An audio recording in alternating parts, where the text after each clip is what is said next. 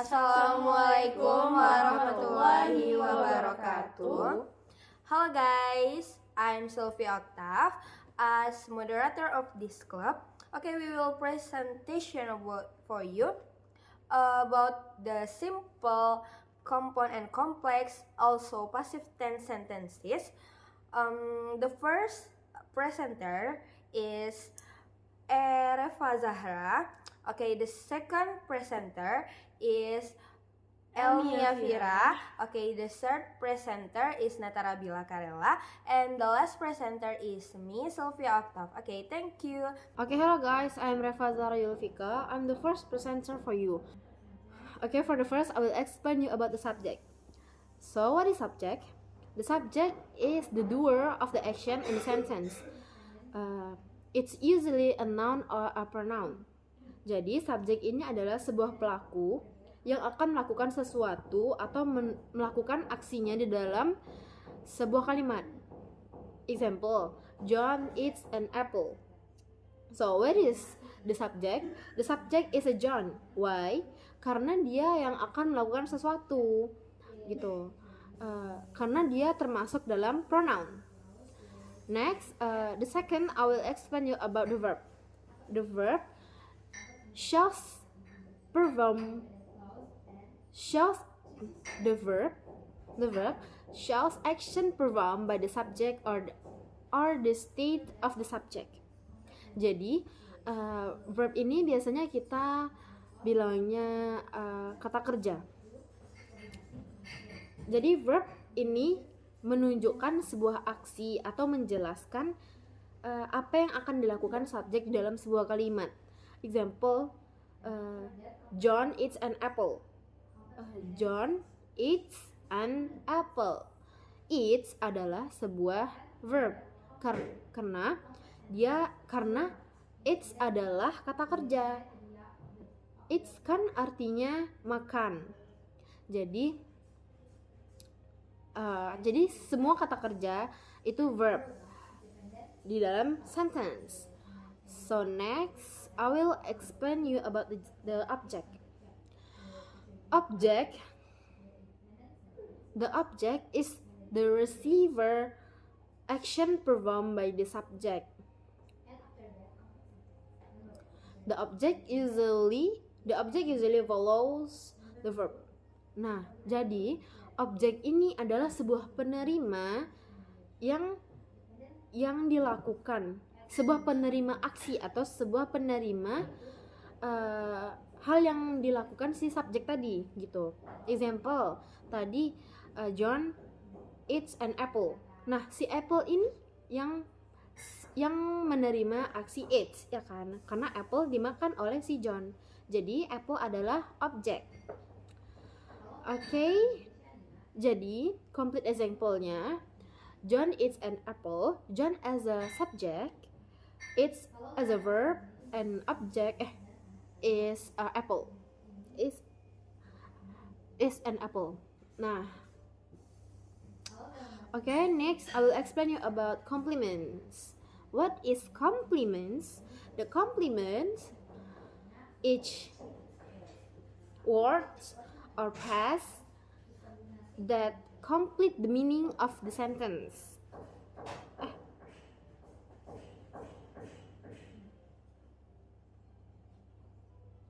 Okay, next I will explain you about the complements, which word or phrase that complete the meaning of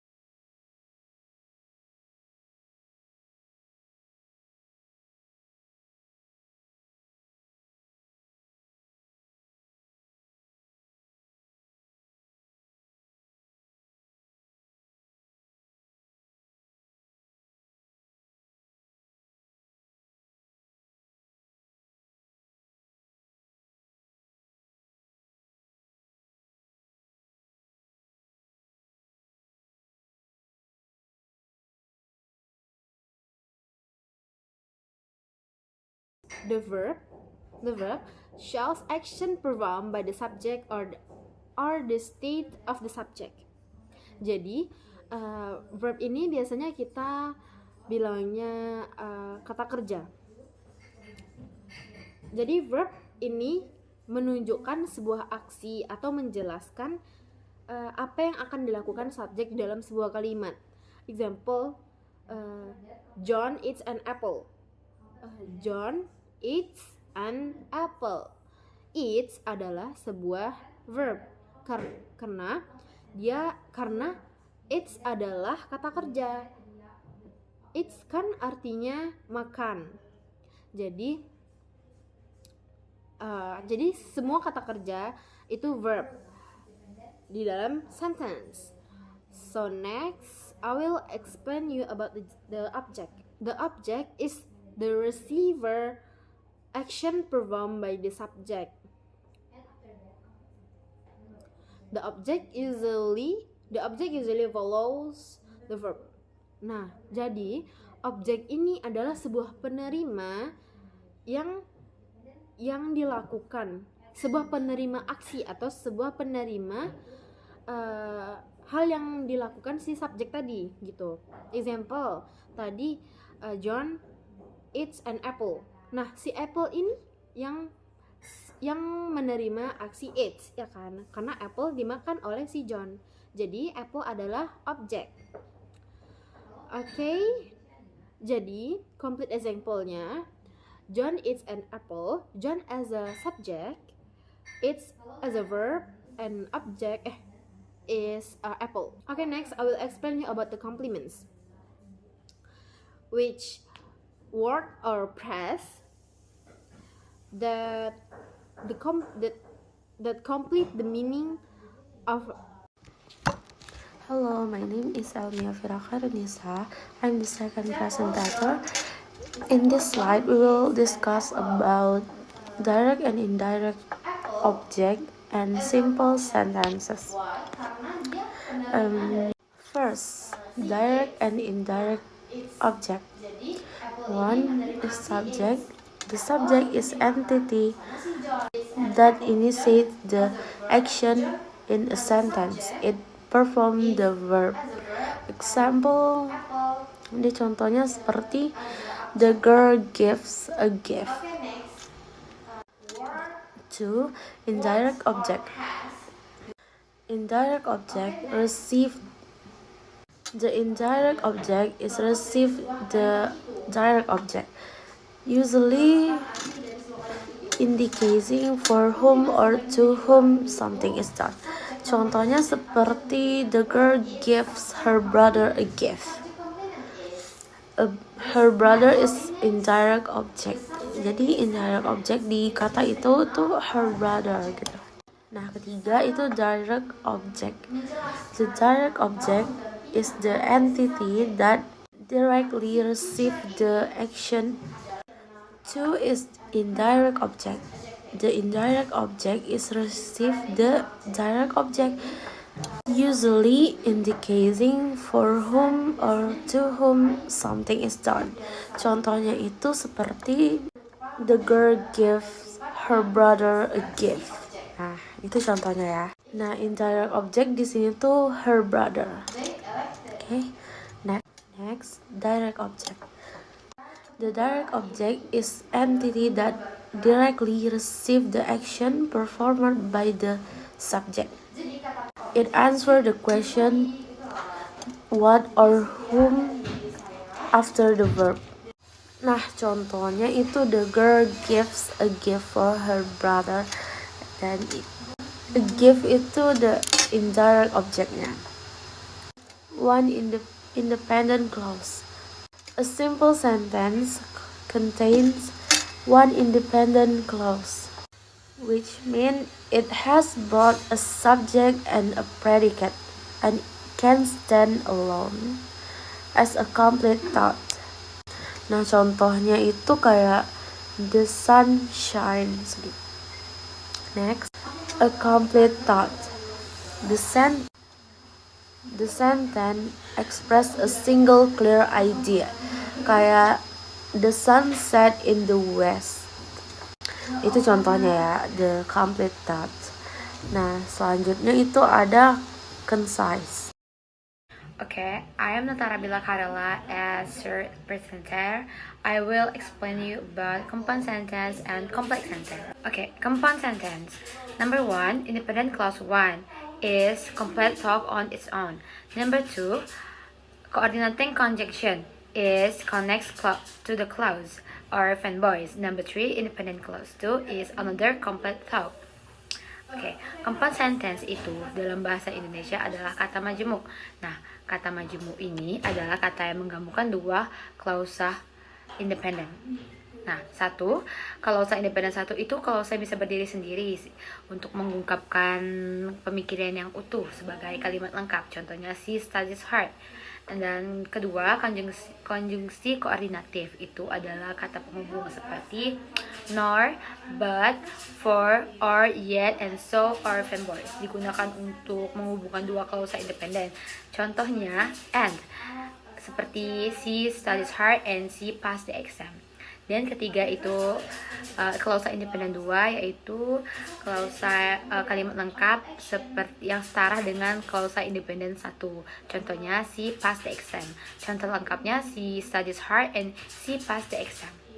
And after that, complex sentence. Number 1, independent clause is main idea of the sentence. Number 2, subordinating conjunction is introduce the dependent sentence. And number 3, dependent clause is adds information to the main clause.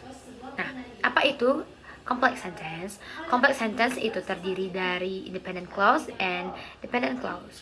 Nah, kalau dalam bahasa Indonesianya, ini induk kalimat dan anak kalimat. Ciri khasnya dia juga mempunyai sebuah conjunction yang namanya subordinating conjunction. Apa itu subordinating conjunction? Subordinating conjunction itu contohnya because, after, since, as, all talk, while, before, if, only if, where, and when. Nah, contohnya Jack finished him homework because he went go to the movie. Nah, sedangkan compound complex sentence adalah gabungan dari compound sentence and complex sentence.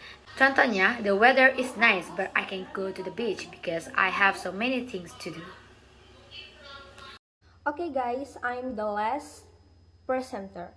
Okay, I will explain you about the passive tense sentence, or we can say it passive voice. What is the passive tense sentence? A passive tense sentence is a sentence where the subject is receive the action. Different from the active tense sentence, if the active tense sentence is not performing the action, but the active subject is received the action, the focus is more to the object or the result or the doer of the action. Okay, the formula of the passive tense sentence is usually use subject at the first and to be. So the conditional tense or verb 3. So by plus agent is optional. Can you look this? Okay. This I will teach you about passive tense sentence. What is the formula? What is the simple tense at the passive voice? What is the future? What is the past tense in the passive voice? Okay guys, this is the explaining of the passive tense or passive voice. The formula is to be plus verb 3. Oke, saya akan menerjemahkannya ke bahasa Indonesia. Ini adalah contoh bentuk dari passive tense atau passive voice. Apa sih passive tense dan passive voice itu? Passive tense dan passive voice itu adalah bentuk kata pasif yang aktif menjadi pasif. Nah, biasanya dijadikan kata di atau ter. Nah, biasanya memakai to be dan verb 3 atau to be plus being plus verb 3. Nah, ini kenapa pakai being? Karena untuk yang continuous. Continuous itu apa? Continuous itu yang berakhiran ing.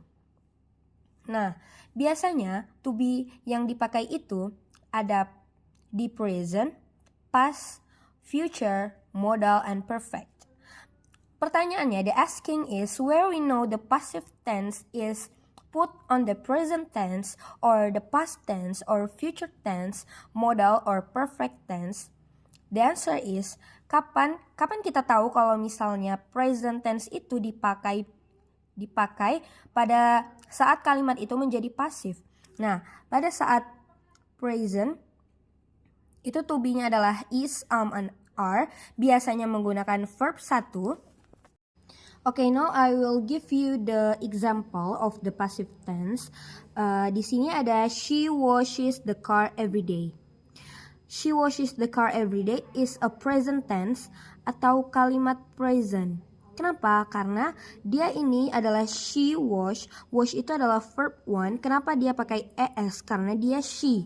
Karena dia singular. Nah, jadi kalau misalnya she, dia ditambah es. Jadi she washes the car every day. Kalau misalnya kita ubah ke passive tense, jadinya karena dia present, kita pakai to be-nya adalah is. Kenapa kita pakainya is? Kenapa kita tidak pakai atau are?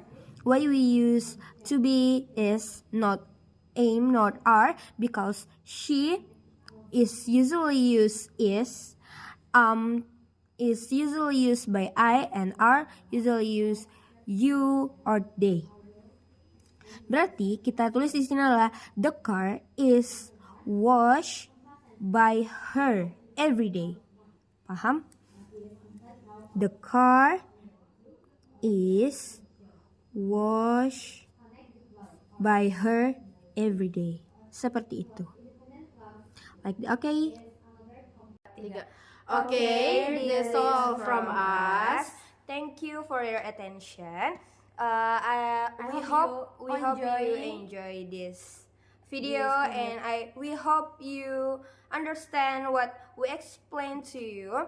Okay, thank you also for Ma'am Ardia as a teacher, as a lecturer for this program.